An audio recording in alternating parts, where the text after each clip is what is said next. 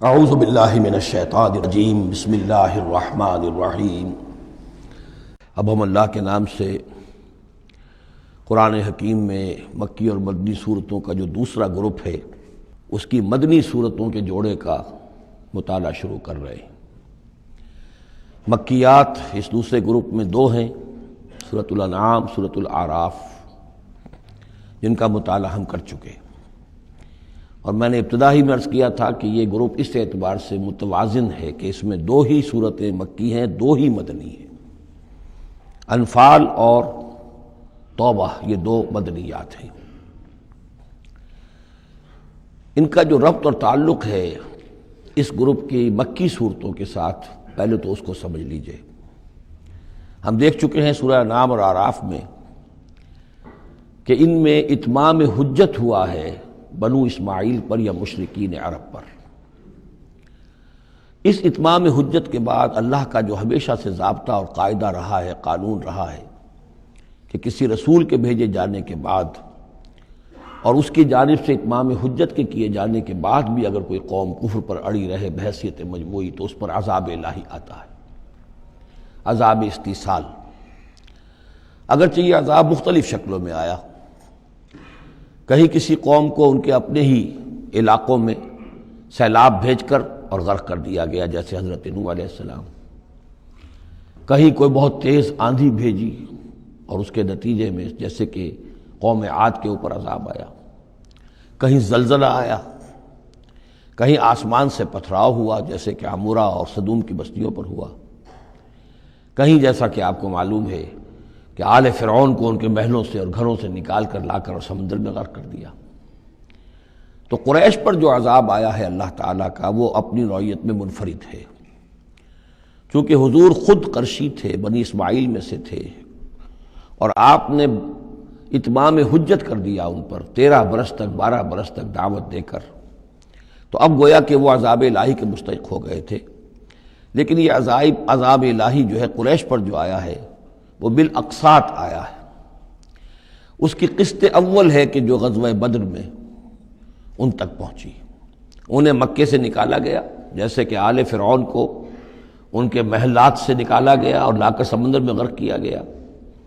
وہ مکہ دارالحرم تھا، وہ تو جگہ تھی حرم، لہذا وہاں سے انہیں نکالا گیا، اور میدان بدر میں پہلی قسط عذاب الہی کی انہیں وصول کرنی پڑی۔ ان کے 70 سردار کھیت رہے اور معجزانہ طریقے پر کھیت رہے، اس میں کوئی شک نہیں کہ جیسے عذاب الہی پہلے قوموں پر آتے تھے اسی طرح کا معاملہ یہ ہوا ہے کہ تقریباً نہتے 313 میں سے صرف 8 افراد کے پاس تلواریں تھیں، اور ادھر سے 1000 پوری طرح کیل کانٹے سے لیس ہو کر آئے تھے۔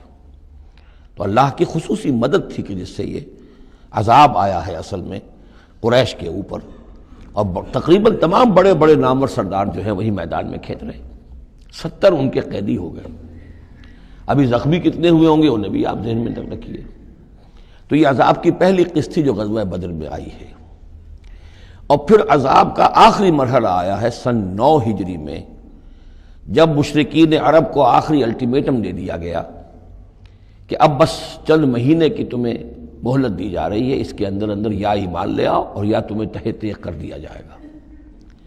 فَإِذَا انسَلَخَ الْأَشْهُرُ الْحُرُمُ فَاقْتُلُوا الْمُشْرِكِينَ حَيْثُ وَجَدتُّمُوهُمْ۔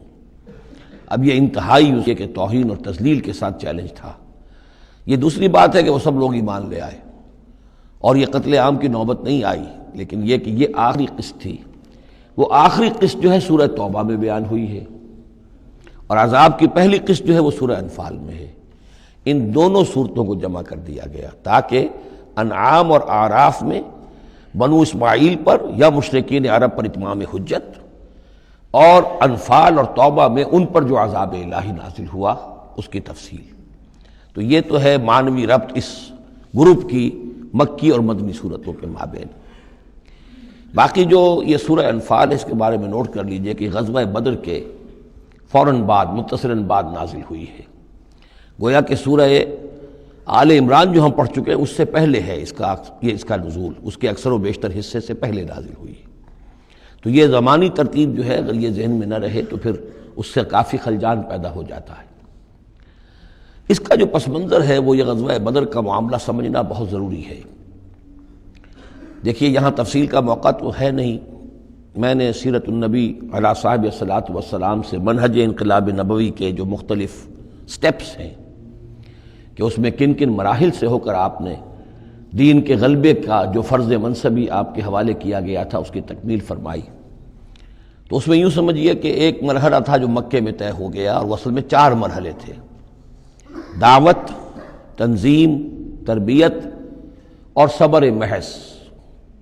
وہاں ہاتھ اٹھانے کی اجازت نہیں تھی۔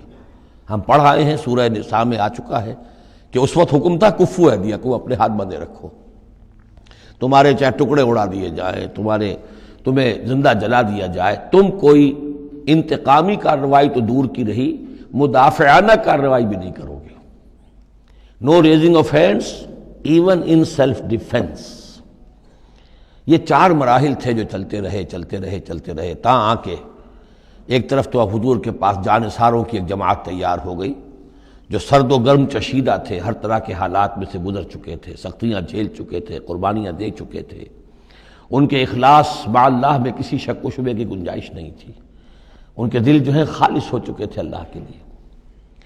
اور دوسری طرف یہ کہ اللہ تعالیٰ نے ایک دار الہجرت کا انتظام کر دیا، کھڑکی کھول دی مدینہ کی طرف، ہجرت کا اہتمام ہو گیا تاکہ اہل ایمان کو وہاں سے نکال کر اور مدینے میں لے آیا جائے۔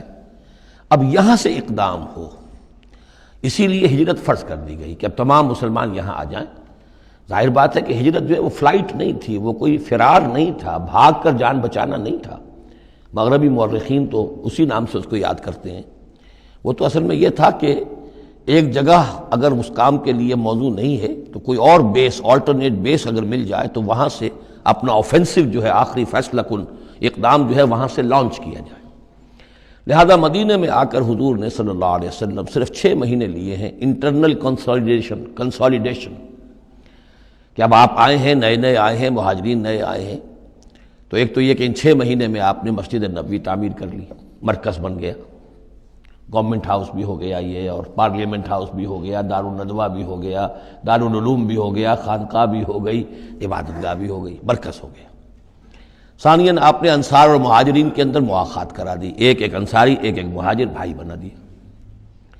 تیسرے یہ کہ آپ نے بہت بڑا کام یہ کیا کہ جو یہود کے قبیلے وہاں آباد تھے ان کو آپ نے ان کے ساتھ ایک معاہدہ کر لیا، جوائنٹ ڈیفنس آف مدینہ، میثاق مدینہ، مدینے کی ایک مدافعت جو ہوگی وہ مشترک ہوگی، کوئی بھی حملہ آور آئے گا باہر سے تو مل کر مسلمان اور یہودی اس معاملے میں ایک ملت ہوں گے اور دفاع کریں گے مدینے کا۔ بس 6 مہینے آپ نے اس کام میں لیے، 7ویں مہینے سے پھر آپ نے کچھ چھوٹے چھوٹے دستے بھیجنے شروع کر دیے، چھاپا مار دستے سمجھ لیجئے، کہ جس سے وہ جو کیروان روٹس تھے، قریش کی لائف لائن یہی تھی، ان کا تجارتی سلسلہ تھا، شام کی طرف قافلے جو جاتے تھے وہ بدر سے ہو کر گزرتے تھے، بدر کے قریب سے، اور بدر جو ہے مدینے سے قریب تر تھا، مکے سے فاصلہ زیادہ ہے، اور جو قافلے جاتے تھے یمن کو وہ طائف سے ہو کر گزرتے تھے۔ تو آپ نے ان راستوں کے اوپر چھاپا مار دستے بھیجنے شروع کر دیے۔ جدید اصطلاح میں اس کو یہ کہا جائے گا کہ اکنامک بلاکیڈ آف مکہ۔ 8 ایسی مہمیں غزوہ بدر سے پہلے ثابت ہیں 1.5 سال کے اندر۔ 6 مہینے آپ نے وہ لیے، 1.5 سال اور 2 سال کے بعد غزوہ بدر ہو گیا ہے۔ تو یہ 1.5 سال میں 8 مہمیں، جن میں سے 4 میں کہ حضور خود بھی بنفس نفیس شریک رہے ہیں، اس لیے وہ غزوات کہلاتے ہیں، اور 4 وہ ہیں کہ جن میں آپ نے صرف کچھ لوگوں کو بھیج دیا ہے کسی امیر کے تحت، وہ سرایا کہلاتے ہیں۔ صدق اللہ العظیم۔